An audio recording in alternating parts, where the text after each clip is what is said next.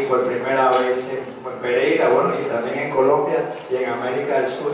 Este es mi primer viaje a esta parte del sur del hemisferio. En primer lugar, también darle las gracias a Germán por esta invitación que me ha hecho, bueno, y también quiero reconocer la labor de este encuentro de críticos que ya lleva prácticamente ahorita casi 20 años. El año que viene va a ser 2 décadas de este encuentro que se tiene todos los años.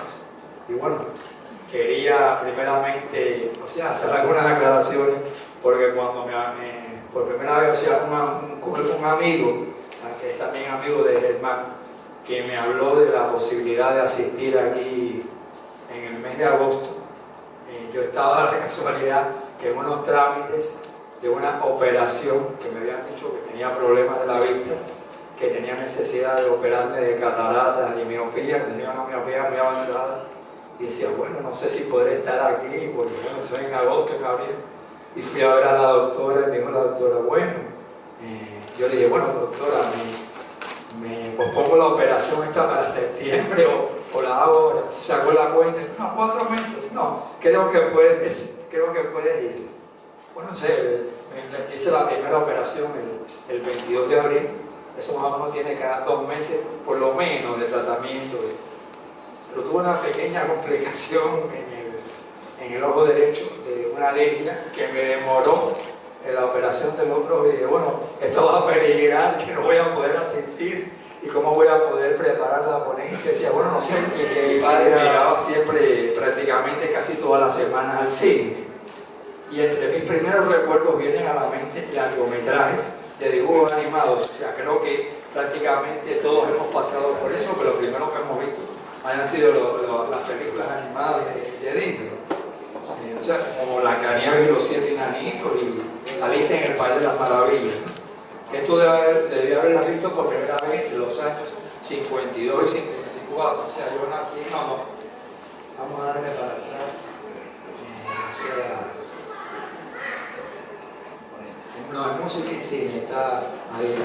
Allá en de 44 o 6 años en cine de barrio. Ya más tarde, a mediados de los años 50, las visitas al cinematógrafo en el fin de semana se centraron más en una sala que eran los cines, eran como templos, como decía aquí el compañero, de los cines América o Radiocine o del Duplex, que quedaban aledañas a las tiendas comerciales más lejanas, más lujosas de la ciudad de La Habana. Entonces mi padre, mi padre nació en Japón en el año 1908, en diciembre, y llegó a Cuba en marzo de 1928. Entonces mi padre no dejaba de llevarme nunca a ver los estrenos fílmicos relacionados con su país de nacimiento, o sea, todas esas películas norteamericanas que tenían que ver con Japón. Así en esos años, la segunda mitad de la década del 50, fuimos a ver La Casa del Sol Naciente, una película de Samuel Fuller con Robert Stack, La Casa de la Luna de Agosto y Sayonara, que protagonizaba Marlon Brando, Tifón en Nagasaki, me acuerdo de esa película francesa con Jean Marais y Daniel Darrieux, Aventura en Japón, una película donde había 2 niños protagonistas, con Teresa Bright y Cameron Mitchell, El hombre del carrito, con Toshiro Mifune, y El puente sobre el río Kwai, que es una película que tuvo muchos Oscars. Esos son 2 títulos que recuerdo más bien así, más o menos en la fecha aproximada que los vi. Entonces también desde niño, bueno, en la ruta diaria, yo estaba en un colegio privado en el Pedado, o sea, una zona residencial, y siempre me estaba fijando en los anuncios, etcétera, los anuncios de las promociones de las películas, las vallas, etcétera. Y desde muy temprano entonces me fui familiarizando con los nombres de los actores de cine más populares y con las compañías productoras, o sea, Metro-Goldwyn-Mayer, que era ese cine predominantemente que se ponía en Cuba. Y bueno, creo que en esos años en todos los países de América Latina. Y bueno, también los periódicos de... O sea, viendo algunas de esas películas mencionadas, se me iban quedando en la memoria los acordes de algunas melodías que se escuchaban en las bandas sonoras de los filmes, cuyos nombres pude conocer de forma. En ese momento de muchacho uno no tiende a recordar los nombres. Y así, por ejemplo, creo que la primera melodía que recordé es precisamente de la banda sonora de Blancanieves y los 7 enanitos, que es cuando los enanitos regresan de trabajar, que van cruzando así como por un tronco, que está una canción que se llamaba Whistle While You Were, Whistle While You Were. También a disfrutar en esos años que ponían muchas veces por la radio a finales de los 50, porque llegó a figurar en los primeros lugares del hit parade la canción de la marcha del río Kwai, también conocida como Coronel Boy, que bueno, estuvo en los primeros lugares del hit parade. Por supuesto, en ese momento no conocía los nombres de los autores de esas composiciones musicales. Puedes pasar a la otra. Sabiendo algunas cintas mencionadas, se me quedaban en la memoria los acordes de algunas melodías que se escuchaban en la banda sonora de los filmes, cuyos nombres pude conocer después, bueno, como Whistle While You Were, la marcha del río Kwai.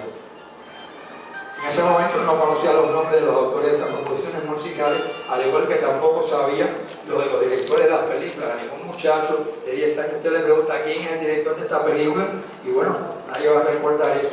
Quizá con la excepción de algunos muy famosos como Cecil B. DeMille o Alfred Hitchcock, ¿no?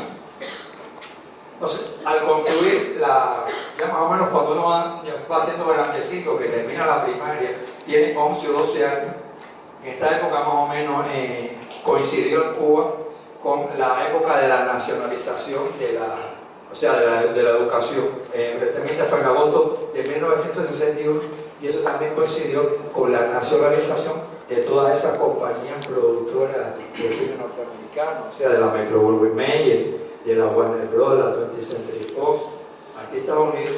Entonces, al concluir, esa época también coincidió con la campaña de alfabetización en Cuba. O sea, normalmente las clases duraban hasta el mes de junio, prácticamente uno tenía vacaciones junio, julio, y ese año las vacaciones concluyeron en el mes de mayo, puesto que hubo 6 meses dedicados a la campaña de alfabetización. Entonces, mis padres no me dejaron ir a alfabetizar, y en esa época me quedé en la casa, prácticamente casi como 6 meses. Y eso me permitió incrementar mi cinefilia, puesto que a las 3 de la tarde, por uno de los 2 canales de la televisión cubana, había un programa que se llamaba Cine del Hogar. En este espacio de la pequeña pantalla se exhibían en esa época fundamentalmente muchos filmes norteamericanos de los años 30 y 40, además de cintas argentinas, mexicanas, españolas y en menor medida italianas. La producción fílmica estadounidense predominante era la de la compañía Warner Bros.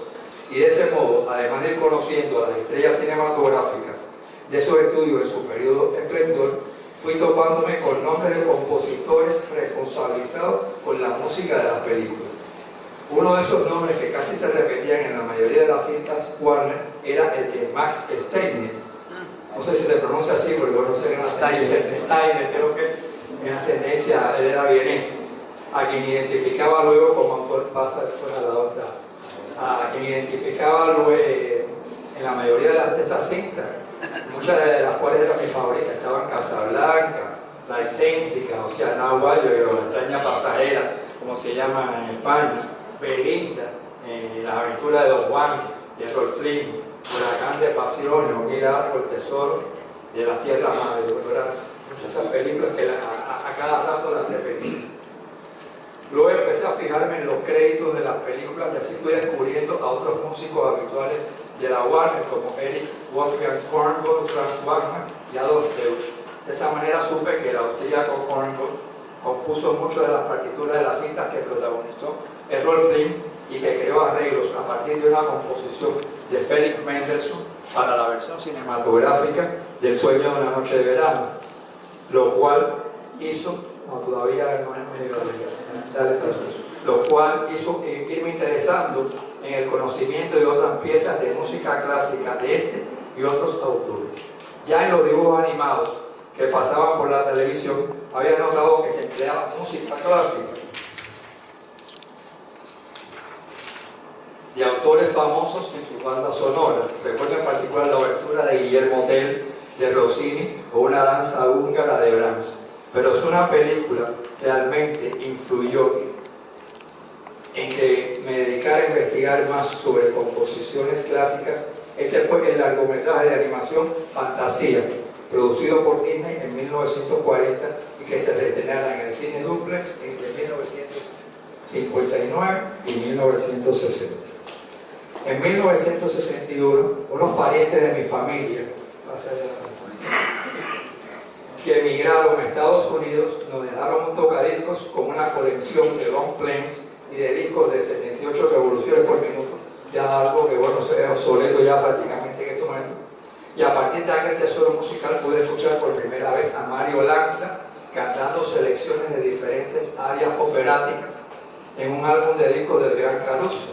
También a Nat King Cole vocalizando Mona Lisa, que en años posteriores supe que fue la canción ganadora de un Oscar en el filme Captain Cadet USA, no sé cómo se llama esa película en español, que protagonizó Alan Ladd, o a un tal Frankie Lane, desconocido para mí, en una grabación titulada Do Not Forsake Me, tema de una película denominada High Noon, lo que se llama en algunos países de habla hispana Solo ante el peligro, o también A la hora señalada, ¿no?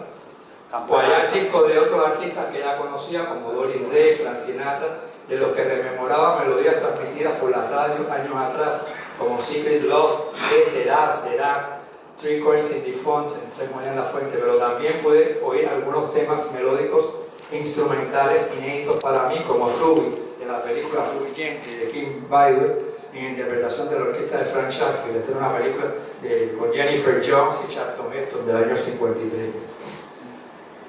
Cuando se nacionalizaron en Cuba las empresas cinematográficas extranjeras, como les decía, en 1960, dejaron de estrenarse poco después los filmes norteamericanos de todas esas compañías, que pasaron a ser sustituidos por cintas de los antiguos países socialistas, fundamentalmente, aunque continuaron llegando algunas películas europeas o asiáticas.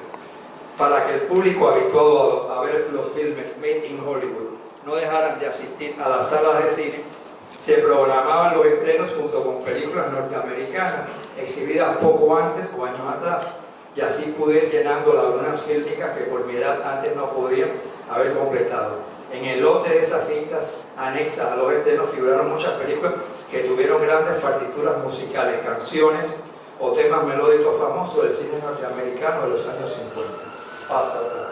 Títulos como Débiles y Poderosos, o sea, Behind the Mighty, eso de William Wellman, John Wayne, Algo para Recordar, o An Affair to Remember, o Tú y Yo, creo que se llamó en España, con Cary Grant y Deborah Kerr, Angustia de un Querer, o sea, Love is a Many Splendor Sin, no sé si en España cuál era el título, eso era de William Holden y Jennifer Jones, Amor en la Tarde, o Ariadna, ¿no? También Love in the Afternoon de Billy Wilder,